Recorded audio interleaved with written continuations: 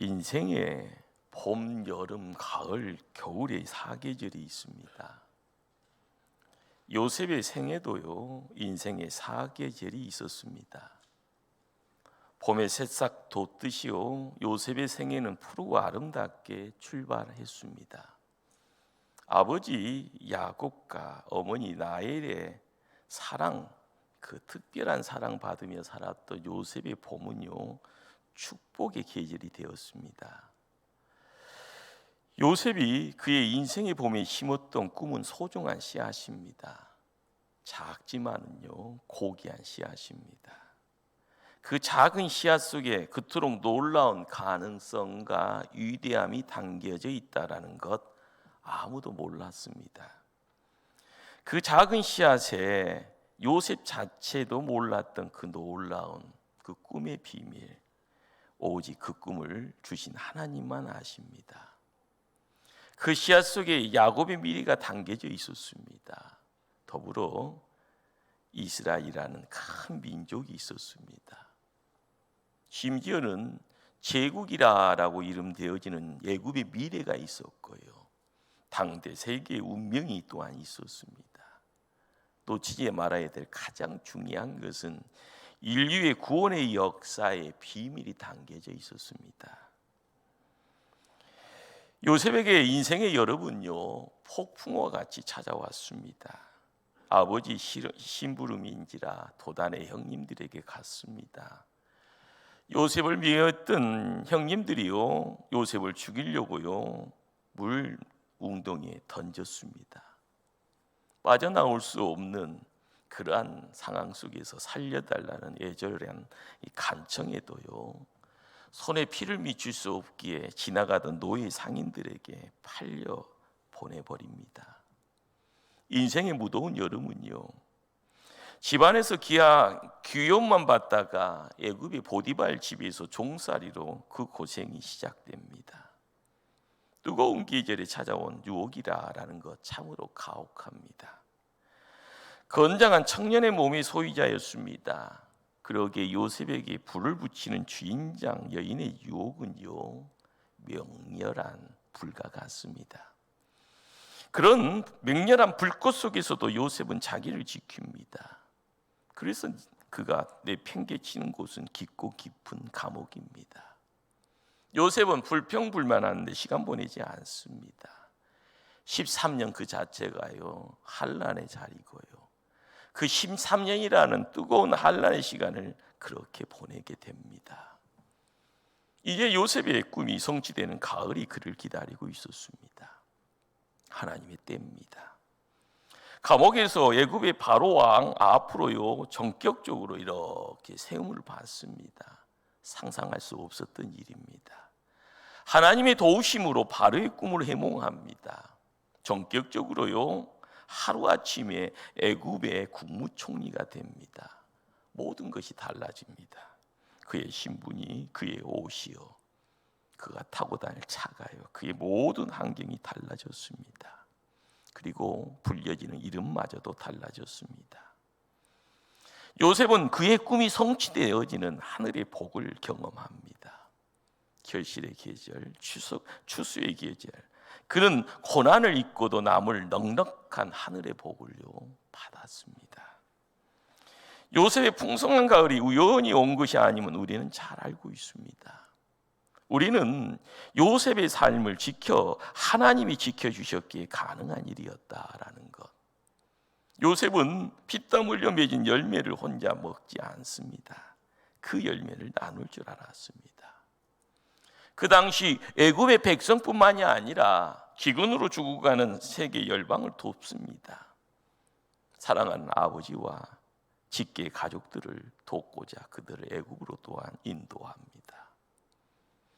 이렇게 요셉의 생애의 마지막은요, 처음보다는요, 그냥 아름답습니다. 그런 손을 들어서 원수들을 축복하고요, 마음껏 선을 행하며 그 축복을 흘러가게 만들었습니다. 요셉의 위대함은 그가 꿈을 성취하여 애굽의 국무총리로 성공했다라는 데 있는 것 아닙니다. 그의 위대함은 그의 인격에 있습니다. 하나님을 믿는 그의 신앙에 있습니다.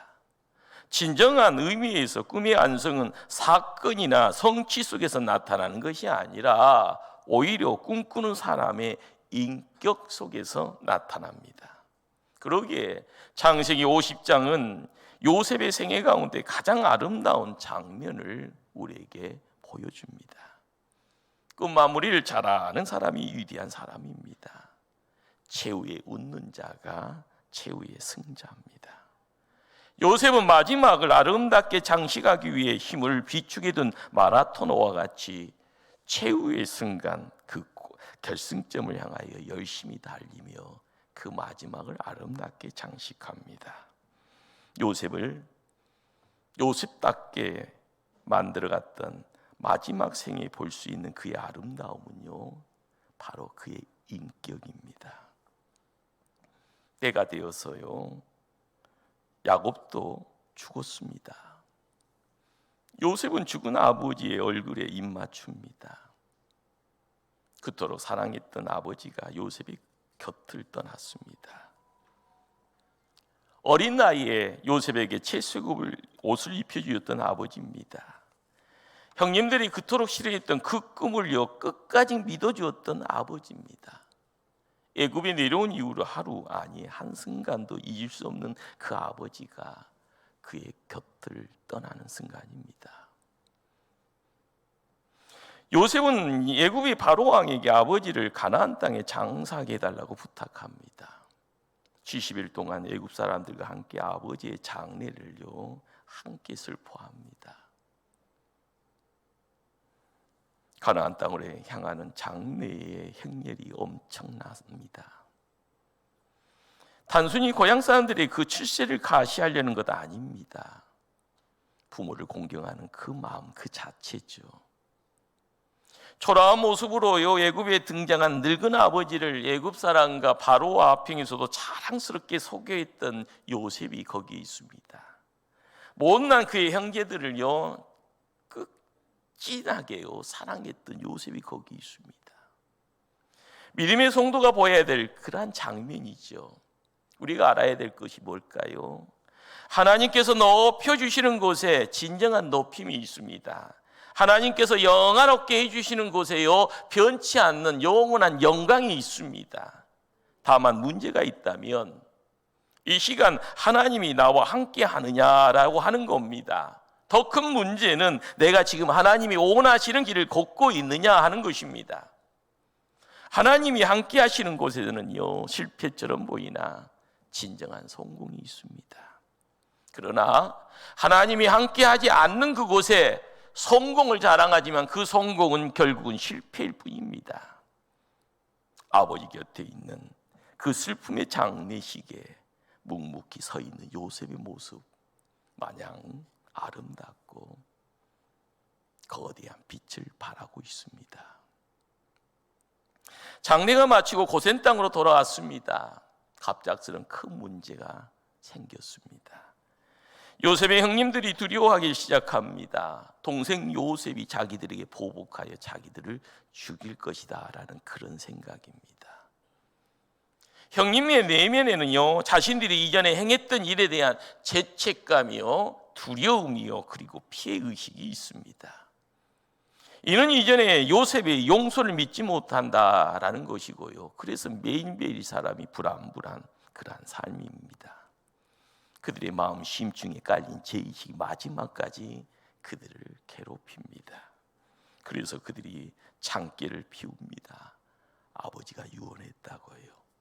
그리고 공개적인 석상에서 요셉이 공개적인 용서를요 해줬으면 좋겠다라는 그러한 연출을 시작합니다. 17절 말씀입니다. 너희는 이같이 요셉에게 이르라. 내 형들이 네게 악을 행할지라도 이제 바라건대 그들의 허물과 죄를 용서하라 하셨나니 당신 아버지의 하나님의 종들인 우리 죄를 이제 용서하소서 하며 요셉이 그들이 그에게 하는 말을 들을 때 울었더라. 요셉은 이 상황이 참으로 기가 막힙니다. 그래서인지 형님들의 말을 듣고요 펑펑 웁니다. 왜 요셉이 이렇게 울어야 합니까? 형님들의 생각은 자신들의 죄가 절대로 용서받지 못하리라라는 그런 생각이요, 그들의 삶을 진득하게 붙잡고 있습니다. 그냥 그들의 자신의 수준으로 요셉을 보고 있습니다. 사실 이런 문제는요, 요셉의 형님들의 문제만이 아니라 이 시대를 사는 성도들, 우리들의 문제이기도 합니다. 우리는 하나님의 용서를 잘 받아들이지 못하고요, 그냥 믿지도 않습니다. 그래서 우리 안에 지금 찾아와 앉아있는 의심이 무섭기만 합니다. 내가 지금 천국 갈 수 있나? 어제도 나쁜 짓 했는데 내가 천국 갈 수 있나? 오늘 교회 왔으니 조금이라도 그 문제가 해결되어져 천국 근처는 갈 수 있나? 이런 어떤 의심, 모든 것을 흔들어 놓습니다. 섹스피어는 이런 말을 했다고 하네요. 의심은 마치 배신자와 같다. 무언가를 시도하기를 두려워하게 하여 결국은 우리가 시도함으로 얻을 수 있는 중요한 것들을 모두 잃게 만든다. 형님들이 요셉의 용서를 의심한 것처럼 우리도 하나님의 용서를 의심할 때가 있습니다. 예요, 그 하나님의 용서가 이해가 안 된다는 겁니다. 이해가 크고 많은 죄를 지었는데 하나님이 우리를 용서해 줄 수 있겠냐라는 겁니다. 그래서 용서받고도 용서를 누리지 못합니다. 인생의 가장 괴로운 것은요, 용서의 확신 없이 인생을 뚜벅뚜벅 살아가는 겁니다. 용서받지 못한 사람은요, 매일매일의 삶이 고통 중에 있게 되는 겁니다. 더더욱 무서운 것이 뭔지 아십니까? 내가 고통받고 있는 것을 하나님이 좋아하실 것이다 라는 그런 생각입니다. 나는 죄 받아도 싸. 내가 지금 고난받고 있는 이유는 내가 못나서 내가 이전에 지었던 죄 때문에 라는 생각 갖고 있다라는 겁니다. 하나님 사랑에 대한 무서운 오해가 우리 안에 있습니다. 그런 못난 모습 보이는 하나님 백성들을 바라보는 하나님의 눈에는요, 눈물이 있는 겁니다. 왜 용서를 믿지 못하냐? 왜 그렇게 마냥 고통 가운데 살아가냐? 그런 하나님의 자녀들 때문에 우리 하나님 괴로워하십니다. 용서를 위해 아들을 십자가에 희생했건만 십자가의 용서 앞으로 나오지 못하는 백성들을 보면서요, 하나님 가슴 아파하십니다. 이렇게 요셉의 마음을 더 아파하게 하는 장면이 있습니다. 오늘 본문 18절 말씀입니다. 그의 형들이 또 친히 와서 요셉 앞에 엎드려 이르되 우리는 당신의 종들이니이다. 요셉의 형들이 그에게 엎드려서 종이라고 말합니다. 누가복음 15장에 돌아온 탕자와 같은 모습입니다. 아버지 재산 주세요 하면서요, 들쳐매고 세상에 나가서요, 할 것 안 할 것 다 합니다. 재산 탕진하고 나서요, 털면 먼지밖에 없는 인생 되어져 이제는 죽는구나 생각하다 보니까요, 돼지 우리에서 머리 쳐박고 꿀꿀거리고 있다가 갈 곳이 생각나더라는 거죠. 아버지한테 가면은 살 수 있겠다. 그렇게 아버지 앞으로 돌아와서 그는 아들 자격 없다고 말합니다. 왜 그럴까요? 죄책감 때문입니다. 죄는 자기의 신분과 존재 가치에 대해서 회의를 갖게 합니다. 내가 아들이건만 나는 아들의 자격이 없다라고 이야기하네요. 믿음의 성도가 지금 경계하고 미워해야 할 것이 뭔가 하면은요, 다른 것 아닙니다. 죄입니다. 죄는 단순한 마음의 상태가 아니고요, 심리적인 현상 아닙니다. 죄의 실체가 뭘까요? 인간을 괴롭히는 오능이고요, 인간 관계를 깨트리고 파괴하는 세력입니다. 거기에 죄를 통하여서 사단을 보게 되고요, 마귀를 보게 됩니다. 그래서 예수님이 이 땅에 오셨습니다. 죄 때문에 움츠리고 있는 인간에게요, 먼저 내려오셔서요, 찾아오셔서요, 우리의 죄를 지시고 십자가에서 죽으셨습니다.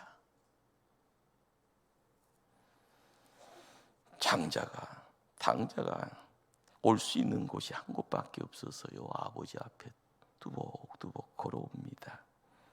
하늘도 볼 수 없게 땅만 쳐다보고 두벅두벅 걸어옵니다.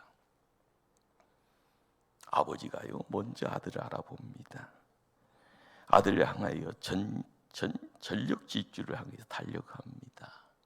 그 못난 아들 껴안고 입맞춥니다. 우리가 알아야 될 것은요, 아버지의 입맞춤은 용서의 표시입니다. 모든 것이 회복된다. 아버지의 입맞춤은 용납의 표시입니다. 다시 기회 주겠다.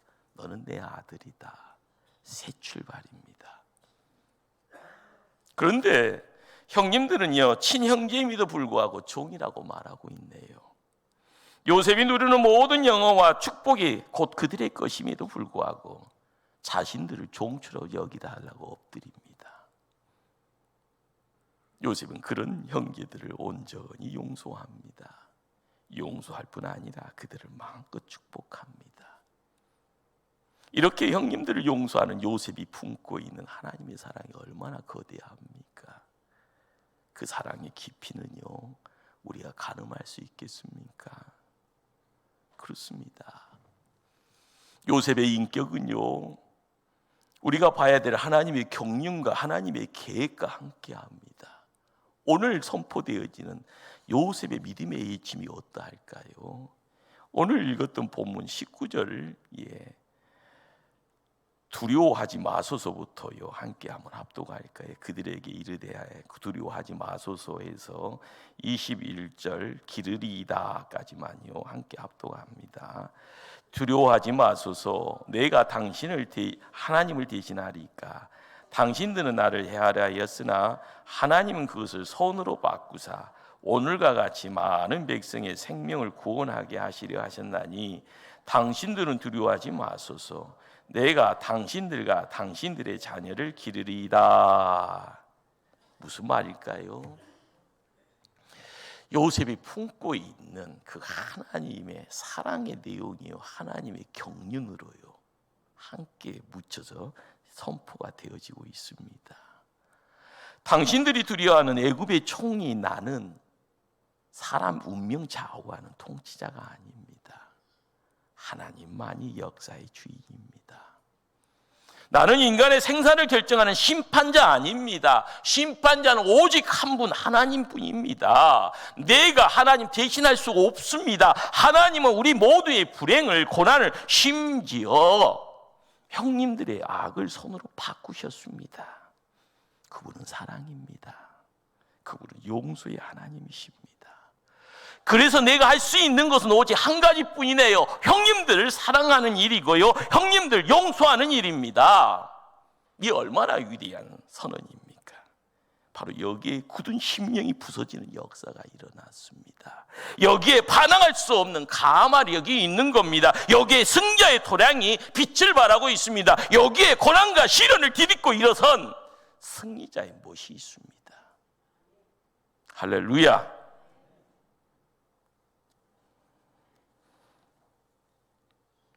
이렇게 요셉을 태우고 떠난 고난의 수레입니다. 승리자의 모습을 바라보면서요, 소망했던 꿈의 성취가 생각했던 것에 반대표로 간 것 아니었습니다. 인간의 눈으로 바라보면은요, 요셉의 고난의 수레는 가나안에서 멀어져만 갔습니다. 시간이 지나서요, 애국 궁정의 제2인자 자리인 총리가 최종 목적지인 것처럼 보입니다. 그러나 하나님의 영적 안목으로 바라보면 요셉의 고난 속에 하나님의 비밀이 감춰져 있었습니다. 요셉을 태운 고난의 수레는요, 현대 우리에게요, 고난의 십자가로 우리를 인도합니다. 그 고난의 십자가 지고 골고다 오르신 예수님, 십자가에서 나를 사랑하시기에 대신 죽으신 예수님, 바로 그분이 우리의 구주가 되셨습니다. 이 놀라운 십자가의 사랑 앞에 놓이면 세상의 어둠은 사라집니다. 그 십자가를 통하여서 죄에 종살이 했던 우리의 삶에요 자유가 있습니다. 해방이 있습니다. 그래서 우리는 의인 소리 들으며 하나님의 자녀라고요 마음껏 자랑합니다. 십자가 붙잡고 있으니 죄 때문에 지옥이 멀어지고요 하늘의 문이 열려 하늘 백성 되어질 때 내가 이 시대를 살아가는 왕 같은 제사장이라 권세자가 되었음을 깨닫게 됩니다. 내가 하나님의 자녀이기에 생명과 구원이 우리의 삶 속에 함께하니 우리는 세상을 비칠 수 있는 빛의 존재요. 빛의 존재가 능력이 있으니 어둠 속에 갇혀 있는 이들을 이끌 수 있는 겁니다. 나눌 수 있는 거고요. 사랑할 수 있는 겁니다. 사랑하는 성도님들, 우리의 좁은 소견으로 하나님이 하시는 선한 일 다 할 수 없네요. 하나님의 뜻을 헤아릴 수는 더더욱 없고요. 그러기에 이사야 선지자가 말합니다. 이는 하늘이 땅보다 높은 같이 내 길은 너희의 길보다 높음이요 내 생각은 너희의 생각보다 높음이니라. 어리석은 인간의 생각을 어찌 그분의 선한 뜻 다 헤아릴 수 있겠습니까? 단지 우리가 할 수 있는 일은 한 가지뿐입니다. 그 신실하신 하나님 믿는 겁니다. 그 손 붙잡는 거고요. 그분이 앞장서면 따르면 됩니다. 그분이 복 주시면 그릇 준비해서요 주소서 하고 마음껏 담으면 됩니다. 그분은요 여전히 신실하시기에 그분은 우리의 모든 것을요 하나님의 뜻에 맞춰서 바꾸어 가시는 분이기에 가능한 일입니다. 사랑하는 성도님들, 지금 고난 속에 있습니까? 여러분의 눈물이 이 자리에 있습니까? 여러분이 너무 힘들다 이야기하는 시험이 있습니까? 나도 모르게 유혹에 빠져서 허우적거리고 있습니까? 인간적인 갈등 속에 있습니까? 내 생애 최고의 선택의 기로에 서 있습니까? 하나님만 바라보십시다. 실망하거나 좌절하거나 낙심하지 마시고요. 구름 저편에 찬란한 태양이 빛나고 있습니다. 곧 잠시 후에 당신의 그것이요 손으로 바꾸게 될 것이라. 어려운 것이 좋은 것으로 바꾸어질 것이라. 하나님과 함께 걸어가면 가능합니다. 요셉이라는 이름을 뜻을 아십니까? 요셉의 어머니 라헬이요 요셉을 낳은 후에 아들 하나를 더 낳게 해달라고 간절히 기도하는 마음으로 지은 이름입니다. 하나를 더한다라는 이름 뜻입니다.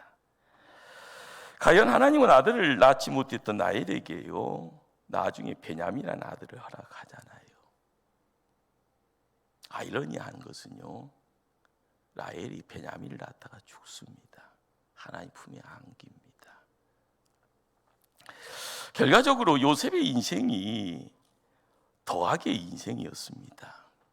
아무리 혹독한 역경, 고난이 다가와도 요셉의 인생을 파괴하려고 해도 나누고 빼기 인생으로 바꿔나올 해도요 요셉은 끊임없이 더하기 삶, 곱하기 삶을 살았습니다.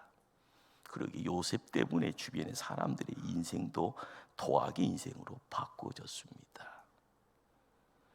오늘 우리 본문에서요 하나님께서는 위기를 손으로 바꿔주셨다고 말씀합니다. 요셉을 요셉되게 하신 보이지 않는 손이요 바로 하나님 손입니다. 그런 하나님 손 붙잡고 꿈을 이루는 요셉의 위대함은요 인간의 성공, 성취에 있었던 것 아니고요 그의 성품, 인격에 있습니다. 그의 고상한 인격, 사려 깊은 행동, 그의 뿌리 깊은 신앙에 그의 위대함이 있습니다. 그는 끝 마무리를 잘한 지도자입니다. 그리고 믿음으로 끝까지 달려간 하나님의 사람입니다. 우리도 그 요셉같이 하나님 손 붙잡고 승리할 수 있다. 우리 하나님 우리에게 말씀합니다. 말씀을 마치고자 합니다. 한 무명용사의 신앙 고백 시로 말씀을 마치려고 합니다. 무엇이나 얻을 수 있는 힘 달라고 하나님께 구했으나 나는 약한 몸으로 태어나 겸손히 복종하는 것을 배웠노라. 큰 일 하기 위해 건강을 구했으나 도리어 몸에 병을 얻어 좋은 일을 할 수 있게 되었고, 부를 얻어 행복하기를 간구했으나 나는 가난한 자가 됨으로 오히려 지혜를 배웠노라. 한번 세도를 부려 만인의 찬사를 얻기 원했으나 세력 없는 자가 되어 하나님을 의지하게 되었고, 삶을 즐기기 위해 온갖 좋은 것들을 다 바랬건만 하나님은 내게 영생을 주사 온갖 것을 다 즐길 수 있게 되었고, 내가 바라고 원하는 것을 하나도 받지 못했으되 은연중 나는 바라는 것들을 모두 얻었노니 나는 부족하되 내가 간구치 않던 것까지 다 응답됐노라. 나는 만인 중에 서서 가장 풍성한 축복을 입었노라. 아멘. 기도하십니다.